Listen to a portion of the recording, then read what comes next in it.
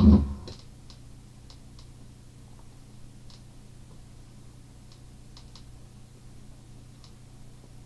on, we're also going to tell you where you can hear Alex whenever you want to.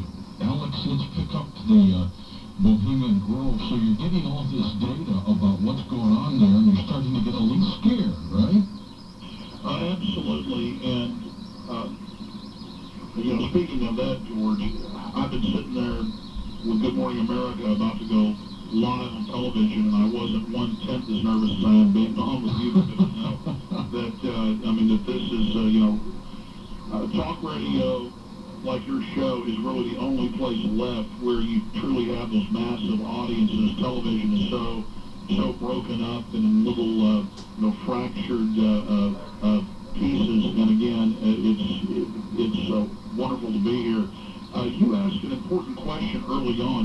How did I get started? How did I get into this? Mm-hmm. And it might be good to explain why the British media approached me to infiltrate the Grove. And that was because I got into this fighting the police state. I would go follow special forces around during urban warfare training drills. I've got video of black helicopters chasing me through the swamps. And I know, folks, they say those don't exist, but on the website I have the Associated Press and all these other, hundreds of news articles about the urban warfare training drills in Houston and South Texas and North Carolina. And so I have gone up against these guys, not against our military, but against the program that they were part of, desensitizing us, for this whole martial law system that's being set up. And I guess we can talk about the Patriot Act later. Right. So I was accustomed, and I'm kind of an adrenaline junkie. I enjoy going out with my cameras and flying around the country and, videotaping the urban warfare training and basically the massive desensitization that was taking place against the population. But I didn't have any fear doing that, but I did have a lot of fear when I snuck through the woods and, got past the Secret Service and got into the Bohemian Grove. Is that how you got in? Absolutely. The Bohemian Grove, for those, I guess, that just joined us, is, again, this 2,700-acre redwood grove hemmed in Northern California, about an hour and a half north of San Francisco, by, I guess what you'd call small mountains, large hills. It's right on the Russian River. Well, that's appropriate, isn't it? Absolutely.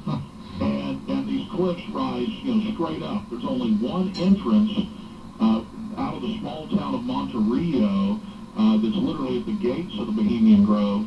There's this one small entrance into it, and then it has natural walls basically around the 2,700 acres. And so, talking to insiders who had worked there, talking to some of the locals, I was told the only way to really sneak in was that simply when a group of the Grove members would walk back through the gates, because the town's about a quarter-mile away, and some of the elitists, and again, German chancellors, British prime ministers, American presidents, when they walk back in sometimes in a group, that some locals had actually walked in with them. But because I wasn't an average age of 70 years old, the crowd's very old there. This isn't like Skull and Bones when they were 20 years old. That's right. You see a lot of people who look like they're 95 years old in there. I decided there's kind of a moat dug off the side of the little blacktop road that goes in. They've got 3 guard shacks in there.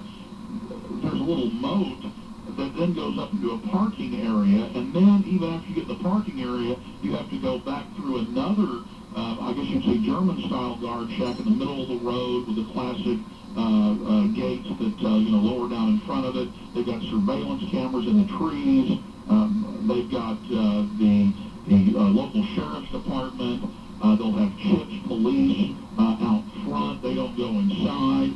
They've got Secret Service. They've got helicopters. In the film, I interview locals who'll be 5 miles away, pulled over by Secret Service and ask what they're doing. So I simply just had the British media drop me off Channel 4 about 2/10 of a mile down the road, and it's again a dark road, huge redwoods leading up to this gate.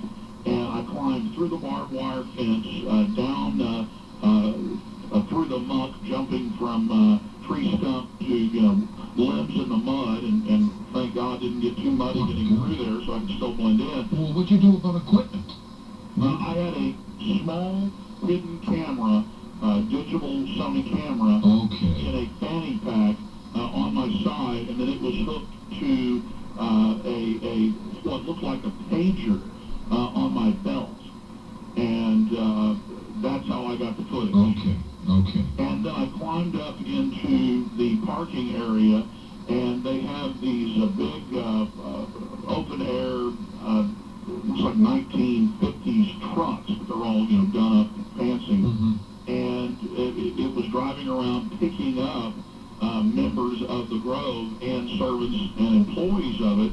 And I simply walked up calmly and climbed up in the back of the vehicle and sat down, and there were only two other gentlemen in it, and of course the driver, and they start talking about their robes. Do you have your robe ready? Oh, yes, I have my robe. I mean, there's footage of all this. And then it drives through, it stops at another checkpoint, that German-style checkpoint with the guard shack in the middle of the road, a larger guard shack with security personnel all over the place. And you didn't see women inside the Grove, but I did see a woman there, an older woman there, and she climbed up in the back with another gentleman behind her and just stared me right in the eyes. I just smiled at her and waved at her. Yeah. And then she nodded, and we all just drove on in. And you must have been saying to yourself, this is too easy. Well, absolutely, but I mean, at that point, I was the point of no return, and I knew that everybody else had been caught, had been busted, trying to sneak in. That is, they've been caught and then thrown out, or caught and arrested and had their cameras confiscated. Mm-hmm. And these were mainstream media outlets. In one case, one of the major CEOs, one of the biggest in the country, saw his employee there, and they just took his camera and stuff away. So the employee was spying on the CEO. He wanted to report back to the stockholders, probably. Yeah, that was a famous case back in the mid-'80s. Also in the mid-'80s, CBS tried to fly a helicopter over and was driven off by the Secret Service helicopter during the cremation of care. So people have really tried to get this footage, and I chalk it up to God's grace that I got in. And once I had gotten in, and of course I should probably also add that a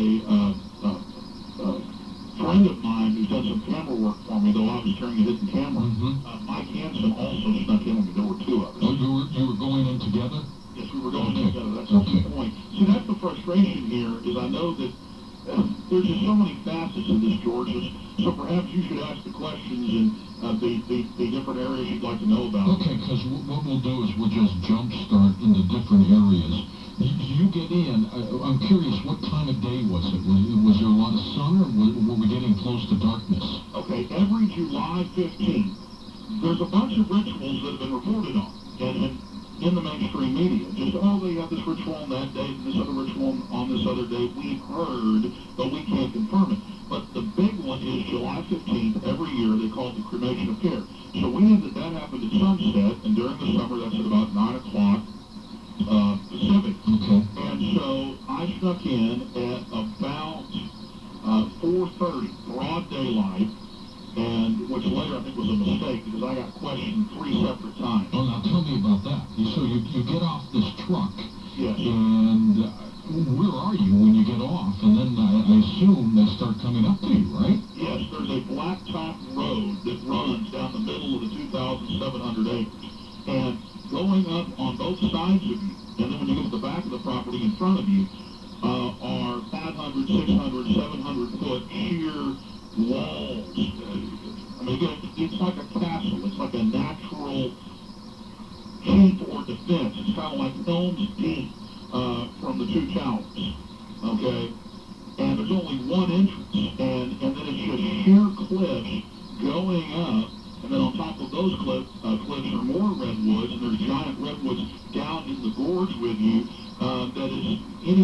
from between 300 yards wide down to just 100 yards wide, and built up into the sides, on both sides of the gorge, are these big log cabins with their servants and with, you know, all this live music being played, all these orchestras and musicians that they bring in to serve them.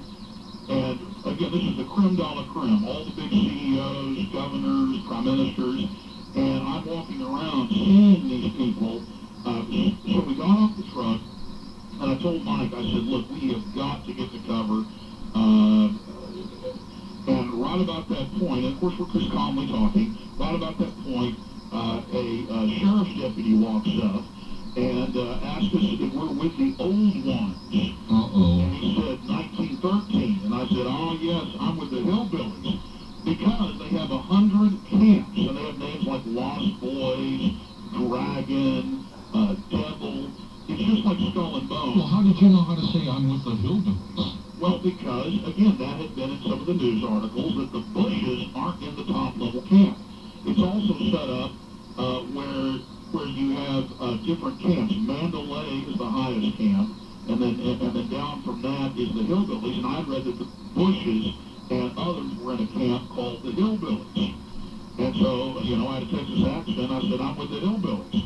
And they said, okay, come on in, right? Yeah, I just smiled at them and, you know, was confident. They said, you know, all right. They said, enjoy yourselves, trouble yourselves not. Every time you'd be walking fast or you know, showing any type of, you know, strenuous behavior, someone would run up and say, please, trouble yourselves not, the terror is off your shoulders. You know, very occultic, weird stuff going on. So then I tell Mike, I said, look, we've got to get to cover. And so some of the camps, you know, that is party houses basically, were empty. So we try to, you know, go into one and sit at a wood table. And as soon as we did that, a servant would walk out and ask me wanted some wine. And so I'd get up and say, no, thank you, bye. Yep, off to the next spot. You know, off to the next spot. So finally we get down to a bridge across a gorge. And then that leads us up to the top of a big hill overlooking the Russian River and just a sheer rock cliff. Couldn't go any further. And we're sitting there, you know, totally quiet. I noticed a surveillance camera in one of the trees, which they admit the whole place is heavily surveilled. And then all of a sudden, here comes an older gentleman, and obviously with security, but he was just wearing a law enforcement green windbreaker over his police uniform. And he asked us, he says, who are you with? And I said, well, again, we're with the old ones, because they'd asked us, are you with the old ones, 1930? Right. And I just confidently smiled at him. I guess he was going to put me out. And so he said, all right, well, have a good one. So then I tell Mike, look, let's just get out of here. Let's get off the scenic overlook here, you know, at the end of the grove, you know, the dead end. Let's go back. And then as I'm walking back down the hill towards this guard shack that we had seen there, I looked into it. There were all these banks of television screens. We walk back over the bridge, get back down into the main gorge, and are going back towards all the encampments built into the sides of the cliffs. And this time, two guys in suits walk over with earpieces and ask us what we're doing. And we again calmly tell them that we're here with the hillbillies. And at that point, they leave us alone. It's amazing.